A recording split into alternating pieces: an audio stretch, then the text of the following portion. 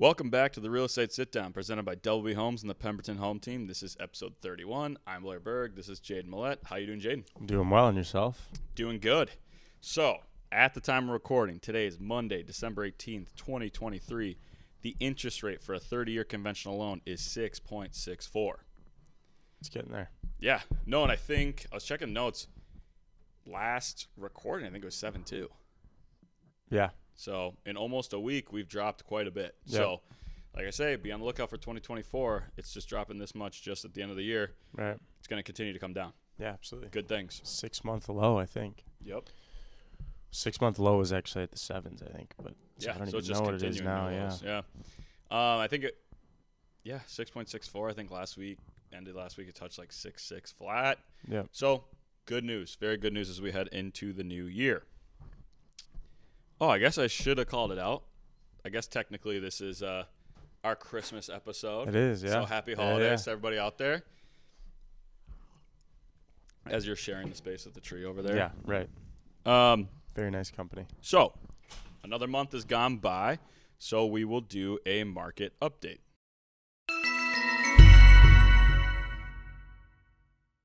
As you can see here from 2022 to 2023 in November, new listings were actually up slightly, which is good for inventory, as inventory has been low lately. Closed sales, though, is down by 7%. That's year over year. The median sales price is up by 2.4%. We got average sale prices up. Price per square foot, obviously, on top of that is up. Percent of original list is up slightly, but still it's not even at 100%. Days on market went down by a day. Inventory of homes for sale down slightly, almost 5%. And month supply inventory is actually up. So Nice. These are good indicators, actually, as we move into the spring. For sure. Higher inventory will help with the price situation. Absolutely. When rates come down. I'm still expecting prices to go up, but if inventory can stay up as well, that should help. Yeah. Just to compare this to last month, I mean, new listings, we're down just from last month by 1,300. So that's quite a bit. That's brutal. Yeah. Closed sales also down by 500. But again, especially here in Minnesota, as you get closer to Christmas, the weather just isn't as good. People want to get a good look at homes. So it's a slower time of year. It starts to decline towards, January, end of the year. So, like I say, good indicators. Right. I'm seeing new inventory go up. So, Yep, for sure. Definitely a couple of those searches for a couple of those clients that are gaining some traction. Yep. It's not 3-4 homes anymore. It's yeah. 8 And I to mean, 10. and most people we call now, they're like, hey, give me another call. Yeah, like right. February. Right. I'll just say, they say, give me a call after the new year. Call me in February. That's when most people are looking to buy and sell. Yeah. So, moving on, we will dive right into the comment section.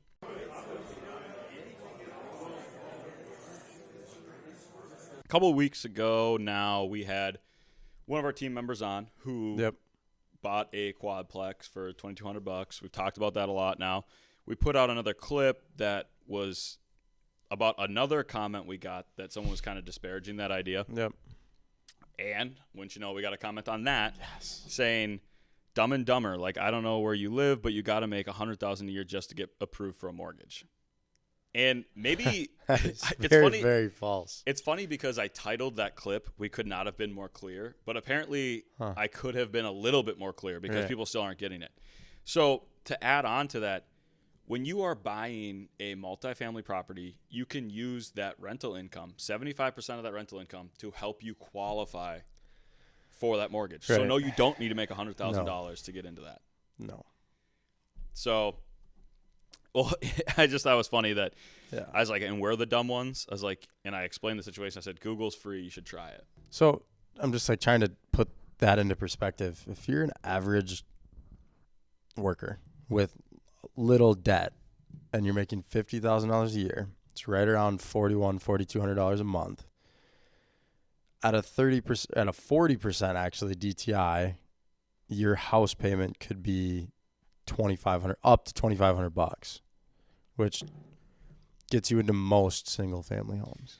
Yeah, well, and even like when we're in the exact example we're talking about is a multifamily home. I mean, Yeah, even you can double it. well, when we were buying our duplex, Yeah. my girlfriend works a W-2 job, so it's much easier for her to get qualified for a conventional loan. So when we found out we qualify just based on her income, which not to spill her business, but she does not make $100,000 a year. Once we figured out that we could qualify on just her income, that's what we did. We didn't get my income involved. Yeah, there's no reason. Because it's just, to bring mine in or just make things more complicated. So we just left it at that, and she doesn't make $100,000 by herself. So, or if, hey, just go get married, and then you can both be average, make $50,000 a year, be okay with making YouTube comments, and you still qualify for a nice property. Yeah.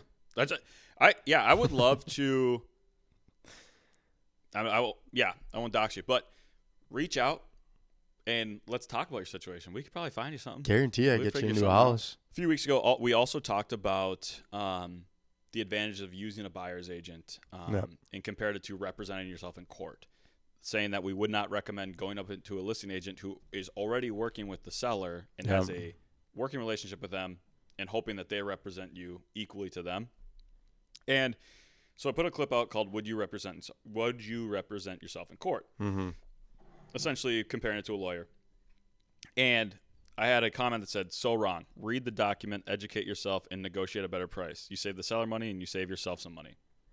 Which document, buddy? Well, it's funny you say that too, because Jaiden has not seen these comments yet, so I'm just reading them. I'm reading them fresh to him. Yeah, I said the document in quotes, and I said this right here tells me you'd already be screwed. There's not one document. There's 10 documents. Yeah, there are tons of documents, and that's what I'm saying. If you just are just using a purchase contract, you're screwed already.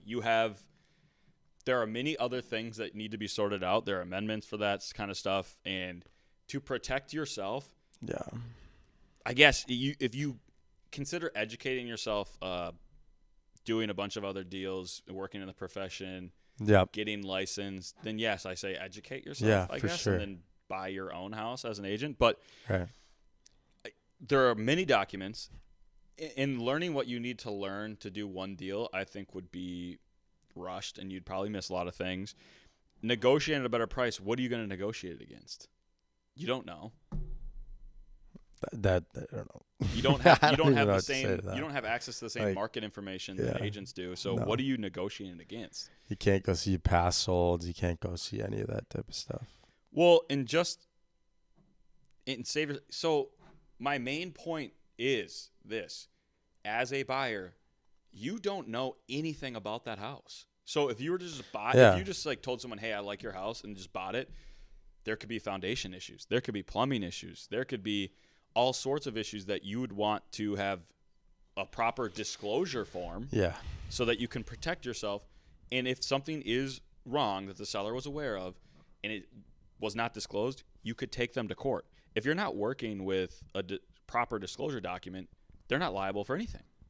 No, they're going to walk all over you, and then, I don't know. Let me know what an inspection contingency period is, buddy, and then we can Well, that's what I mean. that And out. yes, Let me know how your negotiating goes. Yeah, I'm all for, you educating yourself and doing what you can, doing your due diligence. But again, I could educate myself and learn a little bit about law, but I'm not going to represent myself in court. And I feel like it's also very rare that if you go to a listing agent as a buyer and you're having that listing agent represent both sides, they're not cutting their commission to get you a better price. They're going to cut the seller's purchase price because they have no ties to the seller and they're just selling their house. But they're not going to take a cut on commission for you if they bring the buyer. It's not how it works. Yeah. So they just see you as a big old money sign that just got them paid for doing nothing. Yeah. Writing probably a brutal contract that's in the seller's favor. Yeah. Because that's all they're tied to. That's a great point, too, because I was thinking that as well. You're not saving the seller or you money. No. How it works right now is that the seller's agent the listing agent is paying out the buyer's agent's commission upon close. So here, let's say, again, not market there's no market standard, anything like that. But let's just say if the listing agent was charging his seller 6%, he's paying out the buyer's agent 2.7%. If they find listing agents are salivating when an absolutely. unrepresented buyer wants to make an offer on their house. Absolutely. Because they're not thinking, oh, I'm going to save my seller 2.7%. They're thinking, I'm going to make 6%. I'm about to make all 6% on this deal and not have to split it with anybody. So, yeah, beware of trying to save money. Next, we will get into FAQs. Blair, what time of the year are most homes sold? So I get that question a lot, especially right now when you're calling people and they're like, I'm interested in selling or I'm interested in buying, but too close to Christmas, whatever. Give me a call next year. When's a good time, to be out there looking? So the time of year that most homes are sold, and this is probably kind of obvious, is the springtime. April to July is when we see most volume. And I think they say the first 2 weeks of May are the busiest. Big reasons for that are, people are getting their tax refunds, so they got a little extra cash in their wallet. The kids are getting done with school because a lot of people do not want to uproot their family during the school year. So they're thinking, if we set a close date for mid-June, school will be done. We can move after that. And obviously nicer weather. Right. Your photos are going to look better. People want to go out and see houses when it's nicer out. Right. So it just makes sense. So that's why, and we've talked about before, that winter is kind of a time, if you're a buyer, you can get a little bit better of a deal because there's less buyers on the market. But if you're a seller, you're usually getting top dollar in that April to July window. Yeah. You are paying list price. Yep. I mean, I have listings right now that we're talking, and we're planning on hitting the market around March. Yep.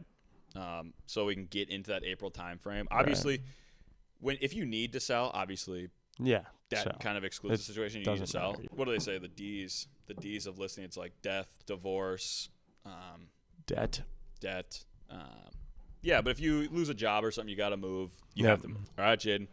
What are some pros and cons to buying new construction? I'm glad you asked. It's funny. I had a conversation about this yesterday, actually. There's a lot of pros and cons to new construction. I would say some of the biggest pros for a lot of people is obviously you get a brand new home, right? You get all the big ticket items. You don't have to worry about any of that stuff. Everything's built. Everything's all up to date to the year you built the property, right? Your HVAC systems, your roof, your garage doors, anything under the sun is going to be in perfect condition. Plus, you're the first owner of the property. I think a big pro to new construction as well is sometimes the incentives that they have to offer.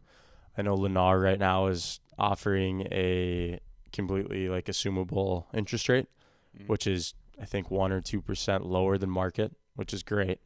But I think a big part of that is incentives, right? They can say, we'll give you X, Y, and Z. We're going to build you a brand new property for this price and everything like that. I think it's great for a lot of people because there is a bunch of cons as well, depending on what kind of person you are, right? If you're that person that wants to go into a fully developed neighborhood, early 2000s neighborhood that has that family feel, you've got families in there that have been there for 10, 12 years where they've got kids in the school system, they have opinions, they have everything that works. That's the neighborhood you're going to want to get into. Going into a new construction, you are most likely still going to be seeing a plot or a house being built within the next couple of years. Or a model. Yeah, model homes, anybody, you're going to get random people coming through your neighborhood. You're not going to have that developed feel, right? So I think another con of new construction is also the HOA fees. So I know in a lot of the new associations right now, the developments that new construction homes are going up in the bigger suburbs, bigger cities, there's some pretty decent HOA fees. And I think for a lot of people, that's a hard pill to swallow because usually you go the single family route to stay away from the HOA fees. So HOA fees. So I think that's another big thing. Yeah, I agree. And one thing I actually I'm telling buyers to be more cautious right now of the big national chain builders and this is another reason I think that you should have a buyer agent very heavily involved even if you're going new construction because the quality of some new construction is not very good.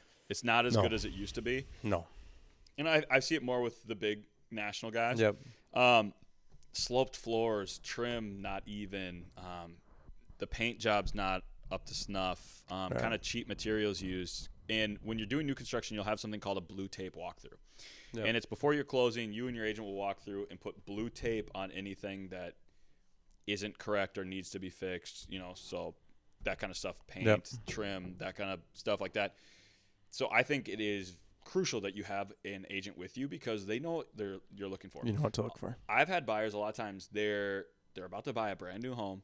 They're super excited, so they're not, especially if they're first-time home buyers, they don't know what to look for. Right.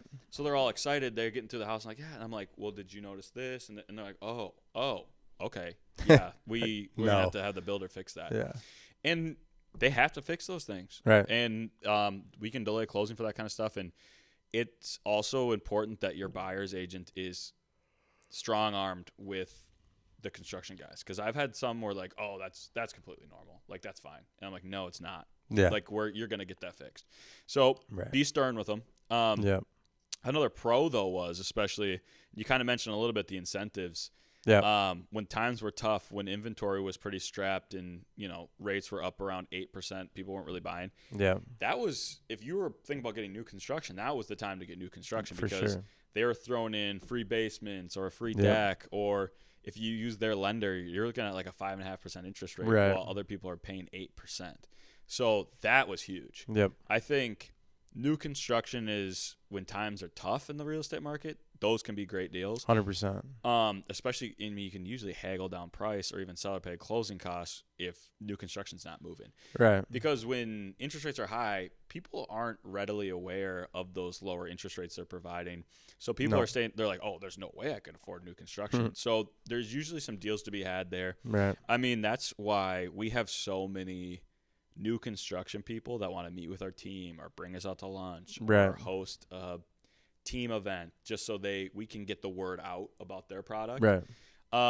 But yeah, to avoid, I always say, if you can find like a local design builder, they're a little bit more expensive, but if you're really looking for quality, for sure, that's kind of the way to go. So just to kind of do a little recap, I think, again, obviously there's a bunch of pros, there's a bunch of cons to new construction.